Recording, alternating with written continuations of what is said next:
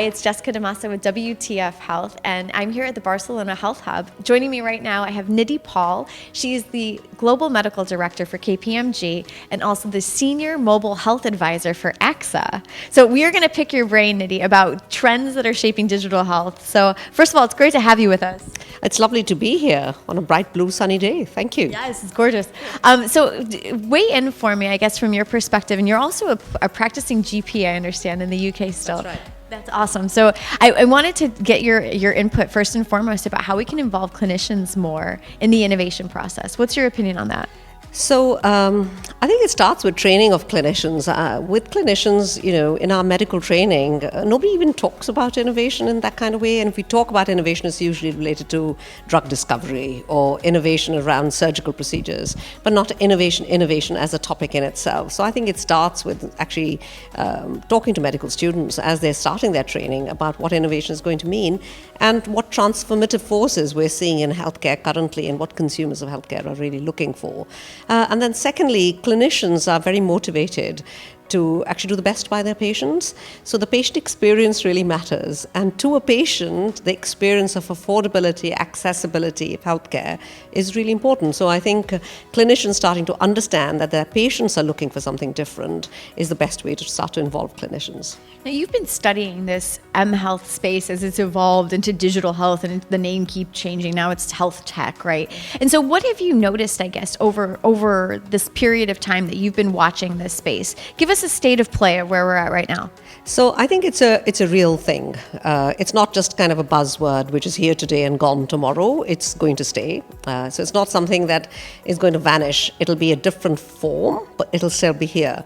And I think it's also a manifestation of 21st century healthcare. So it's not the 20th century, not the 19th century, it's proper 21st century healthcare where everything is tech, it's digital, and healthcare has finally landed that. So I think that's the one thing I would say. Two, I would say there are huge challenges in healthcare and the health ecosystem and systems around the world, and I work in about 41 countries around the world, is that you're going to have a huge shortage of healthcare professionals. And we know that, and every country in the world knows that. So you're not going to be able to rely on fully trained health doctors and nurses to deliver healthcare. You're going to have to find different solutions, and technology is solving some of those. So mHealth and technology is solving some of that. And again, that's here to stay. And three, we are finding more innovative and more, disruptive forces, not in mature markets, but in immature markets, where there aren't these doctors and nurses, and consumers do want to spend their pound, their penny, where it's out of pocket, wisely and well. So they're finding some of these solutions themselves. Okay, share with me some of those. I'm curious from what you've seen. I mean, I was going to jump on the fact that you mentioned 40 different countries, and I think where you've been in the world, I mean, you've seen some very wealthy countries, or some countries that are wealthy that are spending exorbitant amount of money on healthcare, like the U.S. And you've gone, to places like Bangladesh, and I believe you even mentioned Africa. So weigh in for me. What are some of the best, hacks that you've seen of healthcare as you've traveled the world? So the most interesting one for me in the last kind of 3 years, and probably the most impactful one in my 30-year career, has been Tonic in Bangladesh, where a new provider of healthcare has emerged. And that new provider of healthcare is a telco. So a telephone company that's decided to enter the healthcare space. They're the distributor. They have, in Bangladesh, they have 55 million consumers already that buy their SIM cards. So they've got a customer base already. They're trying to look at value-add services, is how it started. And then it shifted, it actually pivoted to actually being a healthcare technology startup themselves. So Tonic started from start to finish. It has 3 bits to it: everyday health engagement, how do you engage with the customer consumer even when they're not ill. The second bit is access to a doctor 24/7, doctor, nurse, a healthcare professional 24/7. And 3, how do you pay for it? So in Bangladesh, 90% of the healthcare spend is out of pocket. How do you get to pay for it? How do you include people? How do you stop people from falling into poverty? And that's the insurance or microinsurance bit of it. And Bangladesh is a very strong microinsurance movement. So we tap that on both as a health plan, as a savings plan, subscription, as well as insurance. Difficult to get across the customer consumer well, but a health wallet was created. And from start to finish, this took 18 months, and 6.5 million people are using it now. Oh my goodness. I was going to ask you how long this took, because here in the US, we're watching, non-healthcare, non-traditional healthcare players enter into the space. And it's like things are evolving in what seems like so slowly because of the regulations and things like that. but 18 months, I mean, that's unbelievable. I mean, how did they navigate the regulatory environment around that? And also I'm curious, how did a telco get up to speed on what they needed to know? Because everybody is always saying how difficult healthcare is, how nuanced it is. So there's a lot of questions in your one little question. And the one is that they wanted to be a healthcare provider. So they weren't coming in this as being a telco. That's the one important thing to remember. And to be a healthcare provider, you have to behave differently. And the second bit was they hired a proper team who had deep healthcare expertise to do it, and a team of advisors who could help them do that. When I started working with them, and I sit on their board and I supervise their clinical risk and quality committee, I made them do clinical risk and quality in exactly the same way as a bricks and mortar provider would do. So the patient safety incidents are reported in exactly the same way, the quality is held in exactly the same way, the governance team is exactly the same. And in Bangladesh, we didn't have to do this, but we did it because I think it's important to the customer consumer to understand this is a trustworthy place to come to for your healthcare, which is really, really important. And then finally, I think the will was there to be different and to do this differently. And like I said, there's a big online, offline play as well in the health ecosystem, because they're not healthcare providers, as you've said. So they were looking at partnering with offline providers, particularly people within communities, like the BRAC workers, community workers who get out, were the influencers on where people buy the healthcare and where they access the healthcare. So that online, offline play also helped to get this thing moving. And all I can say is I'm very humbled by it. One of the poorest countries in the world has shown the world a way in which healthcare could be delivered at $11 a head a year. That's incredible, $11 a head. Yeah. So how did the traditional healthcare system in Bangladesh react to this? Quite well, actually. Really? I think they're so overwhelmed. If you walk into a public hospital, even a private hospital in Bangladesh, it's almost Dickensian in its look. You walk in there and I can challenge anyone to walk in there and not come out crying. So it's in some of it, and the doctors and nurses there are heroes and they're doing heroic jobs. They really are.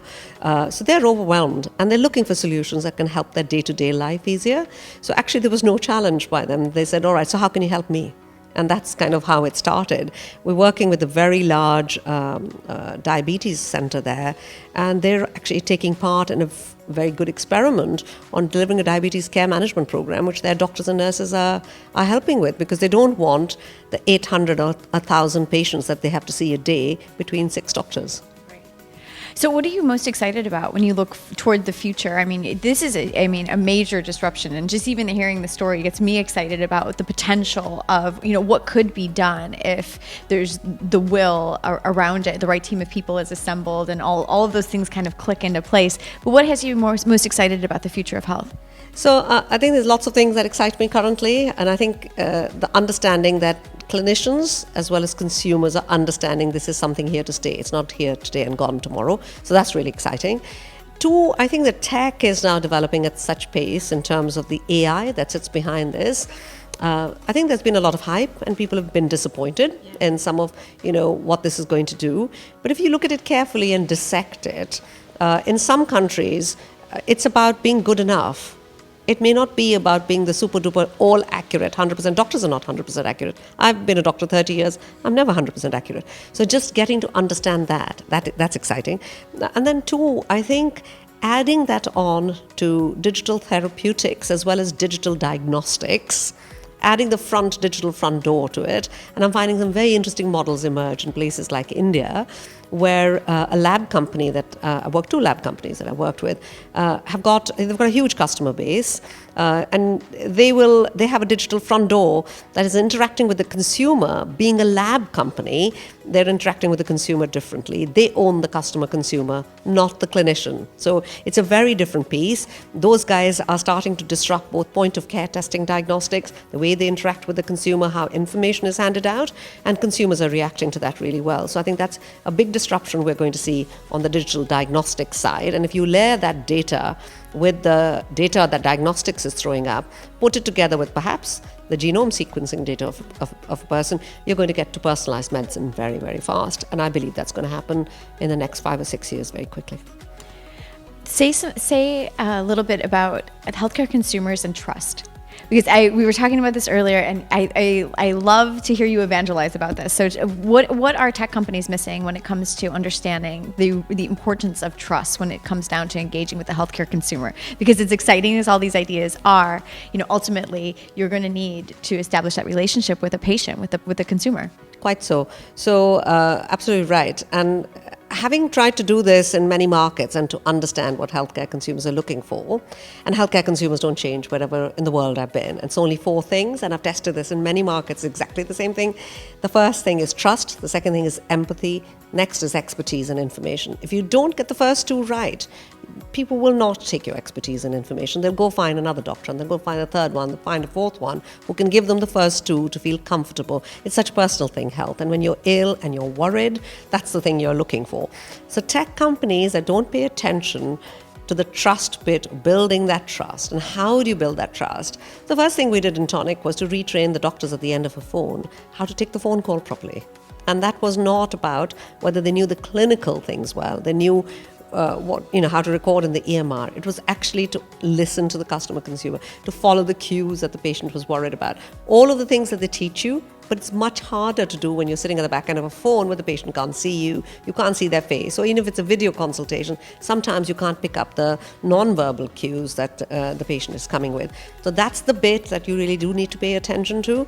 And it's also, which is why, the back end, the logistics of the back end, the clinical governance, the quality, just publishing the quality data, making sure there's no safety incidents, no major incidents have happened. We're a company that collects all of this and makes sure that we're keeping you safe.